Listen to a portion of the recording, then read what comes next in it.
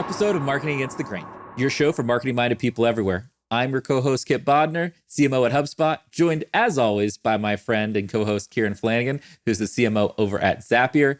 We got a show for you today. We are walking through AI marketing strategies and tactics. Should you go bottoms up, tops down with rolling out AI with your team? What are the use cases you should focus on to start? We are going to drop some frameworks for how to prioritize your different AI marketing strategies. That and so much more is ahead on Marketing Against the Grain. We're going to dive right in. But before we dive right in, Kieran, you shaved. I just have to call this out for the audience. I've oversubscribed myself. You do this as well, because I know you and I have a bad habit of doing this. And I was like, where can I get some time back? And instead of getting time back in places that are sensible, like cut down on some of the things I'm doing work-wise across like all these different things, I was like, I know I could just not have to groom my beard. And now I'm beardless. I have more time for calls with founders and investing. So like if you have an AI startup, come at me. All right, but Kieran, I have to show something that's going to blow your mind before we go into the core topic of the day. This is something a candidate submitted to us. You ready for this?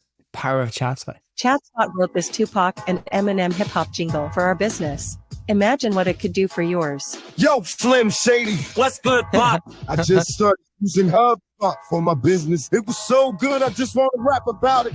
Here we go.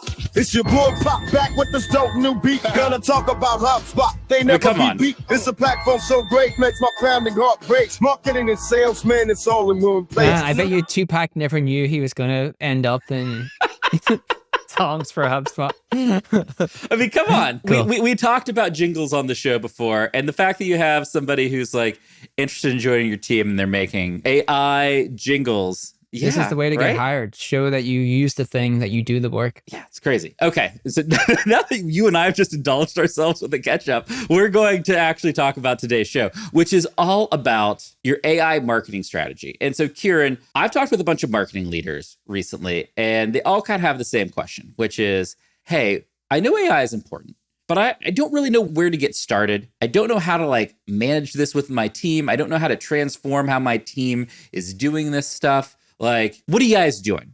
And so I thought the best thing we could do on today's show is basically answer that question for everybody. Are you getting that kind of same question from people? I think it's where to start, and has anyone seen anywhere where it's made a monumental difference? And I think the first one is easier to answer the second one, because the second one, we are still in a very like iterate our way towards how does this technology actually fit into our go-to-market? I completely agree. But I think part of what we can do here is help basically peel back the curtains for everybody watching and talk about how us as two marketing leaders at two scale businesses are trying to transform the marketing work we do with AI. Before we even talk about what we're doing, Kieran, I saw a great tweet that was shared by Bill Gurley. And he was at some exclusive tech event that you never know anything about, nobody's allowed to go to kind of thing. But the Zillow founder was there, and he was talking that Zillow has two teams. They have a red team and they have a blue team. And the red team is focused on using AI inside out. So like that means solving their core like business challenges, like how you could better automate this thing, all of that kind of stuff. And the blue team is focused on using AI outside in. So thinking about the customer's perspective, what is going to make the customer's life drastically better, drastically easier? And I thought that was a very nice and simple framework for anybody to adopt of like a lot of the stuff I hear about in AI and AI for marketing, it's the inside out. It's like, oh, well, we're going to do better conversion rate and that kind of stuff, which is great. But it's equally valuable if you think about it outside in and you think about what is going to create the most value for my customers. Yeah, I think one of the other ways to think through that is like, how do I AI-ify the things I'm doing? And then how do I disrupt what I'm doing, because I can now do things that were potentially not possible before? Where, so you have like one bucket, which is just I can make things infinitely better because I can AI-ify them in some way. And then I can actually do all these new things, which actually may disrupt that other stuff over the medium to long term, because AI has made stuff possible that was not possible before. I have a take that I want to see if you agree with me on, Kieran. Part of marketing is deciding the beta of a given strategy. And beta is like the room for failure. If it's high beta, it means that there's a wide variety of outcomes that could happen. It could go great, it could go terrible, could be somewhere in the middle, right? And I'd argue for AI in your marketing right now, you want to go something that has a tighter beta window. You want to go for some things that you are pretty certain are going to have some type of impact so that you can post some wins on the board to help people understand, oh, this is tangible, this really does work, versus spending a lot of time and effort on something that fails and then disenfranchising your leadership team or your marketing team, what have you. Do you agree with me on that point? Yes. So I think there's something really important that we should speak to real quick before we get into the tactics, which is related to that. One of the things that is a momentum driver for marketing isn't just in the how do we make the marketing strategy and go-to-market better with AI and how do we make things better for the customer. It's the time to execution is going to be so much more higher. So let me give you an example. One of the things I've seen since I've been in Zapier is like there's a lot of like cool things you could do with freemium lightweight tools, right? They're not like core product, but they're like cool tools you could use to get signups, and then you could try to get those signups into the product. Now, in the days gone past, you would have the marketer come up with that idea and they would be like, okay, well now I have to wait in line to try to get resources from engineering to actually make my Chrome extension. 100%. And so your time to actually get anything done is so much longer. And so your time to learn what works and what doesn't is so much longer that it becomes really hard to like have any kind of meaningful pipeline of freemium tools or things that require you to build things. Now you actually can have a marketer go, wow, I'm going to build a Chrome extension to this one cool thing because I can generate signups and I believe I can get those signups into the product. I'll just go build it on Replit, right? Like, yeah, totally. I think we're going to start to see much more value being given away by marketers for audience because they can create so much more value in such a quicker time frame. Yeah, it's picking things that you know are going to have a high likelihood to succeed because there's less risk. And what that normally means, it's taking something you already know that works and trying to do it better with AI versus doing some net new thing with AI. So that's one. And then you are doing my second point for me, which is basically like the thing that then matters is the time to getting it in the public and getting the feedback loop and iteration on it. And you're making the case that, wow, AI makes it easier than ever before to basically get lightweight kind of prototype stuff out there to see if it is valuable in the world. And you don't have to wait in this long, long line of developers. And I think that is true. I think it is not fully true yet. I think you still have to be pretty technical to like go and build a lightweight web app with GPT-4 and Replit and all these things. But I think it's going to, over the next 6 to 12 months, change dramatically. And we're going to see a lot more marketers shipping AI-driven code, right? Where AI is really helping them, leading them on the code, and then they're testing ideas and hypotheses from there. Yeah, historically, you would look at things and you would say, what is the potential for impact? What is the historical context I have to know if this is going to have impact? And then what is my risk? And I look at those 3 things and I decide I want to have the most impact with the most historical context because I have the highest degree of confidence with the less risk. The thing that AI may change is the relationship between historical context and risk. Because today, if I want to do something which is like meaningfully impactful for my business, but I have less historical context about it, and it requires me to do something like build a lightweight app, so it's inherently risky because the amount of resources I need to do that thing is quite high. It changes the relationship between those things because now actually the risk is much lower because my minimal viable version of this thing is one marketer doing it through AI, Replit, whatever it may be, like doing it through these tools to actually build the app. And so I've de-risked it in some way. And so actually you can move a lot more of our work into things where we have less historical context, but the risk has gone down much more because it's so much easier for us to produce these new things. Oh, yeah. The resourcing necessary to do some of the new AI work is much lower than before. So there are a couple things we're telling you to start from just a strategic perspective in your marketing.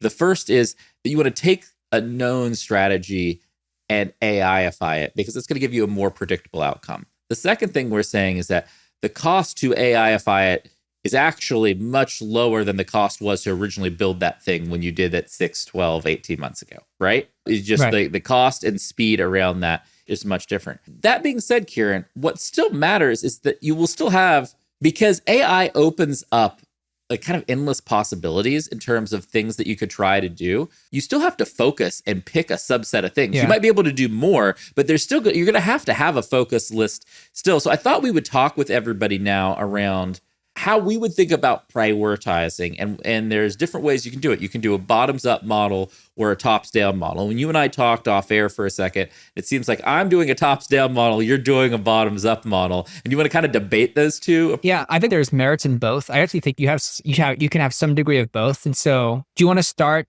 on the top down and what we mean by top down and bottoms up? Yeah, so let me define this for everybody. When we say top down, that we mean that the leadership of a team is kind of driving and trying to basically be the driving force of a transformation. Bottoms up means it's kind of democratized, it's left up to individual people and individuals' teams to try and bubble up the best discoveries that they found, right? And I completely agree with Kieran that both have a ton of merit. I think it depends on largely situational, like how big your team is, what the culture of that team is, how technical that team is, etc. And I can start us. I am on the tops down method, and the reason I was on tops down, Kieran, is because we have a bigger team, and once you get to a certain level of scale, bottoms up just becomes completely unruly, right? You have too many people doing too many things, and it's just there's no clarity on what is actual like signal important things versus noise and kind of clutter. So that's one. The other reason, ultimately the reason I decided to do top down, Kieran, was because I do believe you still have to have foundational technology in place. For example, I'm going to give you a very simple example, right? So if you use ChatGPT, for example, and you're paying the $20 a month for ChatGPT Pro, anything you put in there goes into the OpenAI model. So if you put your business content, any work content in there, that goes into the OpenAI model, and it's no longer private to your team, to your company, right? So one of the first things we did, you know what we did, Kieran?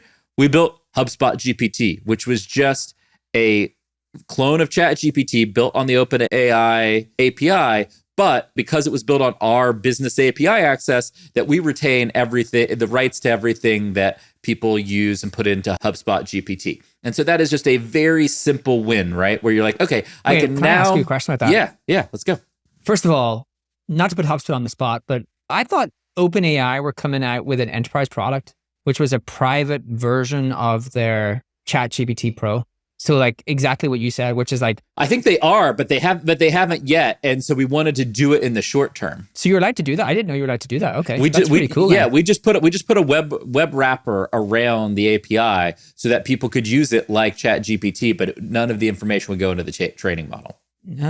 Okay, that is super insightful. It's sick, right? Like, yeah. and so this is my justification of the tops down, right? It's like, oh, wow, different people are going to have different use cases, but I can give them some technology. So HubSpot GPT, Midjourney, the Canva AI tools, like I can go to anybody and say, hey, we as a team are going to focus on these handful of use cases, but you as a marketer can use any of these tools in your day-to-day job and AIify your job in a way that makes the most sense for you, right? So it's a little bit of a tops down to enable bottoms up, right? Is actually kind of the model we're working. And so we built HubSpot GPT, and then we rolled it out to our internal team of marketers. And now we've got people cranking on that, and all of our information is secure. We have much better insight into what's happening there. Yeah, there's a chart for this. Actually, I'm just drawing it in my head. I love this. I'm actually going to just take a note because I'm going to draw it and put it on LinkedIn. Because when I'm thinking about this, really, when you think about it in terms of bottoms up, tops down for this, there's like three categories of things that you need. There's the data, the tooling and the infrastructure, and the tactics. Yes. And you're saying that, hey, like the data, like how you can access the data and feed that data into the model has to be top down because you have to have one agreed way of doing that. The tooling and infrastructure has to be top down because you have to agree on the tooling and infrastructure that you want all of your team members to use. Although I do think in a bottoms up SaaS world, like you in a company size of HubSpot anyway, you're probably going to end up with, depending on the price of the product, I assume that you might have like different teams using different products for lightweight things. And then you have the tactics, and the tactics I think can be a blend of both. Because what I heard from you when we were off camera, you were like, what I really did was I got someone to own the AI and then go to the team and get use cases. So we discovered them from a bottoms up because we got them from the teams. And then we prioritize them for top 10. We're not going to do 100, we're going to do 3. But we also got, the other thing that I think matters with a tops down approach is that you can get aligned on principles, right? And I think there's one principle that we got aligned on, Kieran, that you and I haven't talked about on the show that I think you're really going to like. You ready? Okay, do that. The principles here is basically like, if you need an exact answer, you need data science. If you need a possibly exact answer or a close or approximate answer, then you can use AI in a large language model. That there are some problems that AI can solve, and there's some problems data science can solve. And being really clear on when you need data science versus large language models and artificial intelligence is actually very important. Because if you go and solve a problem that needs like a perfect answer, so an example like that would be something very specific like lead routing for a sales rep that you have to get right across your sales reps and they have to be right every single time in perpetuity. Like you need data science and workflow automation to do that. And large language model is not going to be the best way to do that. So a close answer would be something like a support, like would it be support or something? What would you? Yeah. Would you So say a close answer would be like a support request, right? So it's like, hey, right. I need help with this feature. Okay. It's like, great. Here's the help. Oh, that wasn't good enough. I really had that. And like, because in a support interaction, you can have a couple of feedback loops and like iterate to the answer they want, just like you would in ChatGPT, for example. But if you were talking about like recommending a customer the perfect next best product for them, that's more of a data science problem. Because you're like, I need to crunch all of this data to perfectly recommend the next best product to this customer. Okay. I'm going to do another potential graphic here in my head. I got Kieran's head spinning. Well, the wheels are turning, baby. I think there's an axis you need to put on this for this to make sense. Because if you have like, let's say we have like one axis, which is like exact answer, the opposite ends of the spectrum, exact answer, and then close answer. Like they're not really opposite ends of the spectrum because it would be exact answer and false answer. But like for the purposes of this, I would always take like if I had a just like you could have either of those things. What do you want across all these things? I would choose exact answer each and every time, right? Because why? If I could just choose exact or close, why would I ever choose close? I think the reason, and this is what I'm interested in asking you on, is like the reason I would choose close is because if I add price of those things high to low, it costs me a lot less money to give you close answers. Correct. Than it costs me to give you high answers. And so so it's a scale in price model from like exact to close. Part of what large language models do for your marketing strategy is there's a weird thing in every business, right? And the weird thing in every business is that your smaller customers who pay you less are more price sensitive and need more help and support than your bigger customers who pay you more. And it drives businesses crazy. They're like, wow, like the customer that pays me $200 will complain more about a 10% price increase than the customer that pays me $20,000, right? And part of what AI large language models enable you to do, they enable you to serve that $200 customer in a way similar to the way you would serve that $20,000 customer, which is exceptionally powerful.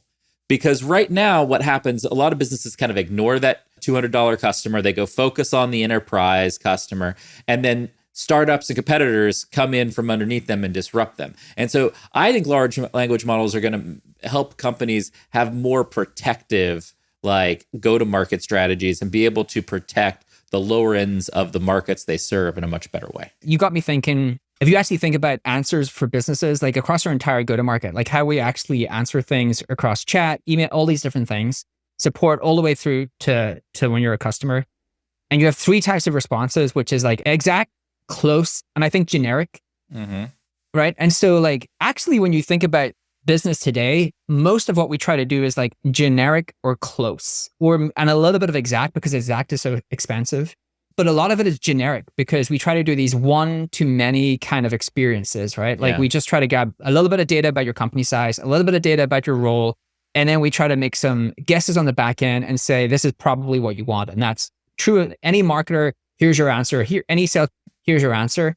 And actually what AI is doing is moving more of, if you actually think of like exact, close, and generic, it's moving like it all up a little bit. So like all your generic is actually going to become close, and you're going to have more money to give exact. So actually everything becomes much more accurate because of AI. I mean, a lot of our top AI use cases are around just that, taking things that were very generic and making them much better to increase conversion rate. But before we talk about specific use cases, I want to talk about like how we got there. Kieran, I think one of the beliefs you and I have is that if you're going to transform any team on anything, you need somebody to lead that effort. You need a directly responsible individual. So we made somebody on our team the directly responsible individual for AI.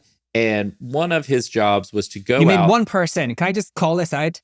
For me as well, and for everyone. Individual. One person. You actually have to have one person. Not plural. It has to be one person. Yeah. Like everyone who is like, oh, I should own this as well. Unless you can own that in totality, you should also not want to, like, you don't try to own things if you're a co-owner. Kieran, because you and I have seen this. When you have hot, trendy stuff, everybody wants a piece of it. And so you have a lot of people who try to own those things, and it becomes a total cluster. Total mess. Right? And so to basically prevent that mess, you have to say, here is one person who owns this. And you have to give that person a clear charter. And one of the things on that charter that we gave them was, hey, I want you to go out across the leaders on our team, and I want you to collect potential use cases. Like, this person's job is essentially, what does the AI technology stack look like for us? And what can we buy? What do we need to build? And then what are the use cases that we want to apply through that technology? And so they went out, they got use cases. They got well over 100 use cases, right? So a bunch of different use cases. And one of the things that I have heard, Kieran, at HubSpot, we do these things that we call field trips, and we learn from different experts. And we recently did an AI field trip. And one of the pieces of advice that came from that field trip that I thought was really good was essentially the time to go live on AI is everything. Because of the feedback loop, because of the fast iteration of the technology, your whole job is to ship something and start getting feedback on it, more so than anything else. And so one of the ways we sorted those use cases, we kind of, if we're thinking about a 2x2 for like how you prioritize your AI use cases, it's like, how much business impact do we think they're going to have, and how quickly can we get them done?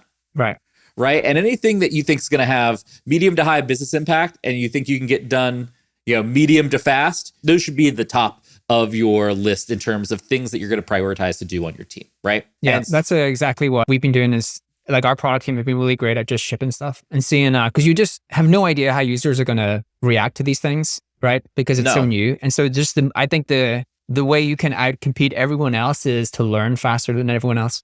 Yes. And there's one other thing that, before I talk about some of the use cases I went into, is I think the companies that are going to be the most successful adopting AI in their marketing and in their product strategies, I think they're going to have one thing in common, Kieran. And that one thing is that the end user is not going to know they're using AI.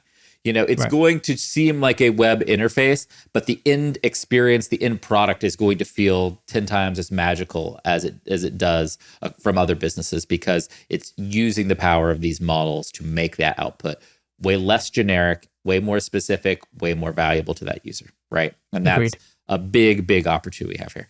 Okay, so you want to talk actual use cases, like stuff we're actually working on? I think people are going to want to hear that. Can I just say one quick thing to round at the top down, bottoms up? There is like one thing that I just want to make sure people realize that you are doing a top down strategy to make sure that you prioritize the couple of places that have outweighed impact.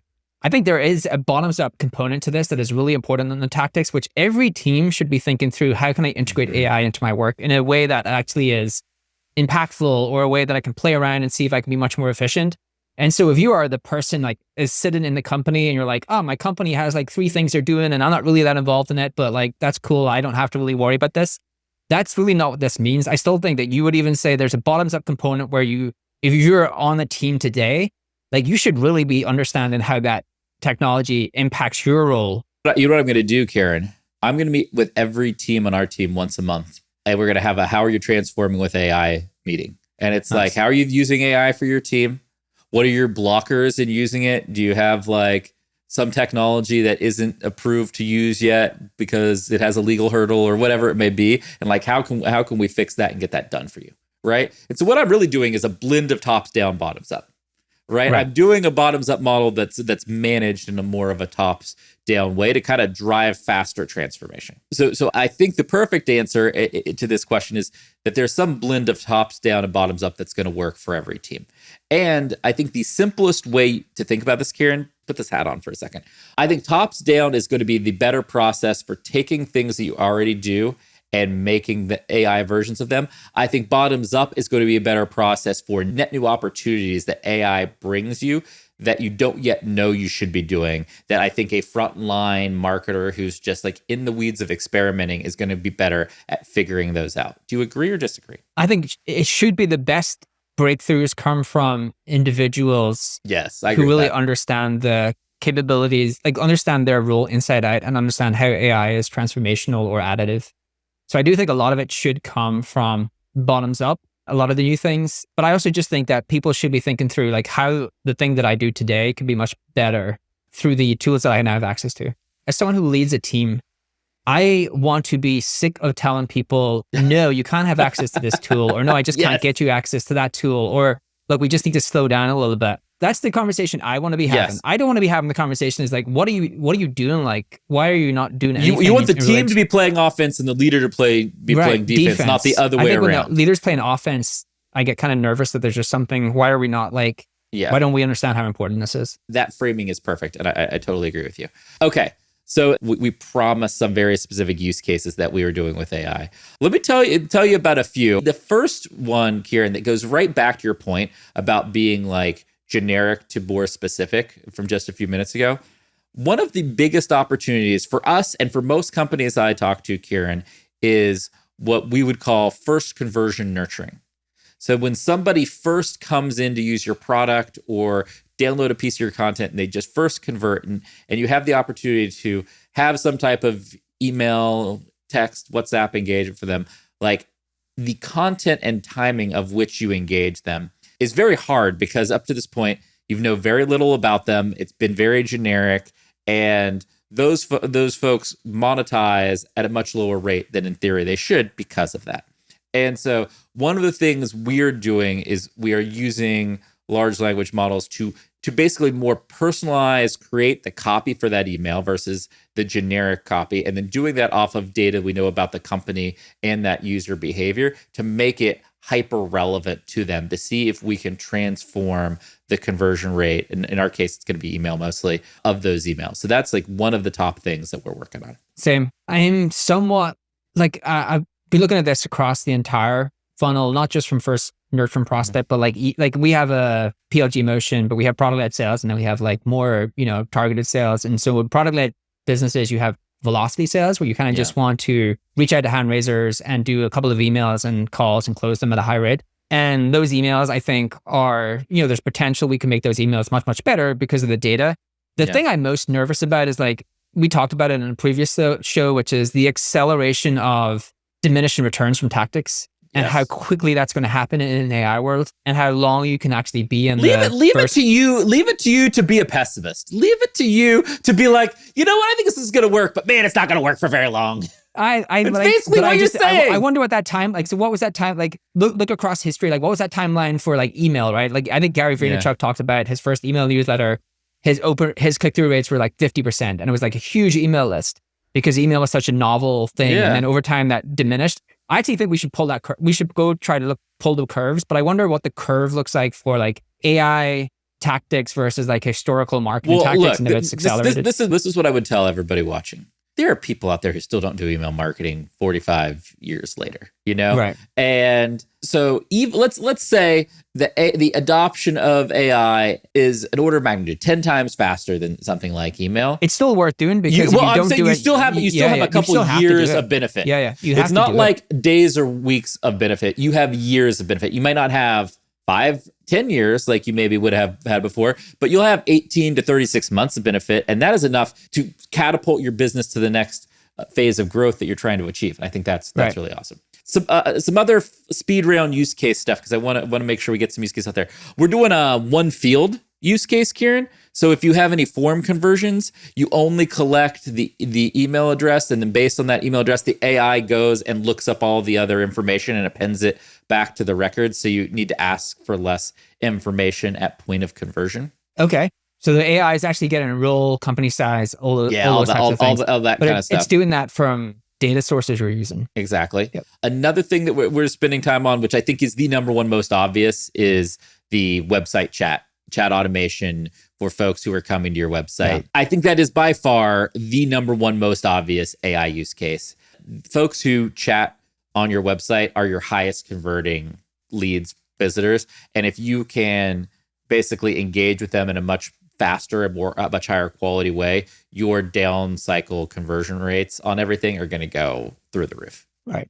And then there's obviously a bunch of like free tools, value add products, things that we're going to do to acquire new users that I feel like I don't want to give specifics yet because I don't want to tip off people as to and give other people a head start on those things. But I think that there is a massive amount of opportunity, as you talked about earlier in this pod, on those things. Yeah, I think we see the same thing, which is like email, the data enrichment. I think chat is a question mark around, because I have a question around, do you need an exact or a close answer in chat? I think that is something we're going to find out. Yeah, we're going to find out. There's some like things that are a little bit more unique to Zapier, which is one of our biggest unlocks with AI will be, again, it's a horizontal product. So there's so much you can do with it that we have to match you to something that fits you. Like, what is the workflow you want to do? What's the automate? Yeah, like there's an infinite amount of things you can automate. And I think AI is actually really good for this, because at the moment we're stuck at a little bit given like generic-y kind of answers because of the data we can get. Whereas if we can just get to close, like if we can get to close of in terms of what you want to automate, that's hugely positive in terms of like how we get people pulled through the funnel. And the other one that's like really interesting for us is we have a big integration marketplace. And it's just like this collection of different ways that you can use integrations, like just an infinite amount of ways that you could use these different integrations together.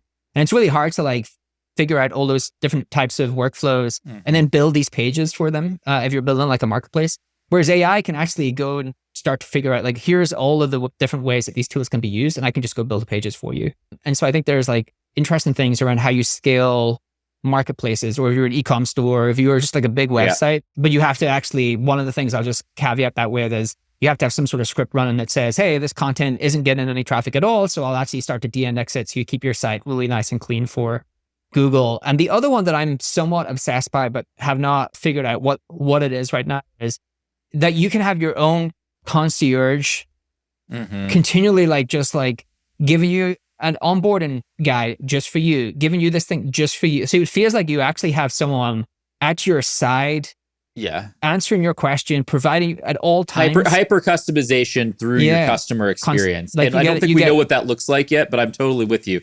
We talk a lot about co-piloting from like sales reps and customer success reps. It's a customer co-pilot. What you're talking about is a customer co-pilot, and we should actually everyone gets a chief customer officer. Yeah, it's a virtual chief customer officer where they're basically triaging, providing, collecting that feedback loop, and making the web experience and product experience way better for customers. That would be a good future show. You know how I know this is a good show, Kieran? We're about like almost out of time, man. I will just give a quick shout out that I just realized that Workbounce, one of my businesses, pivoted to be a chief knowledge officer. They are the AI assistant for knowledge workers. Oh, Kieran pumping his bag. You can't get off the show until the bag gets pumped. I actually just remembered that they are building that. So actually I need to go check them out. That's awesome. Okay. So I hope that you all enjoyed the show. I think we gave you some extra good behind the scenes knowledge perspective of how we are trying to do these things right now. Please subscribe. Drop a comment, tell Kieran what you think of the clean shaven look. Let us know what questions you have or ideas for future episodes. I'd love to see those in the YouTube comments, and we'll be back with you very soon on Marketing Against the Grain. This data is wrong every freaking time. Have you heard of HubSpot? HubSpot is a CRM platform where everything is fully integrated. Whoa, I can see the client's whole history, calls, support tickets, emails, and here's a task from 3 days ago I totally missed. HubSpot. Grow better.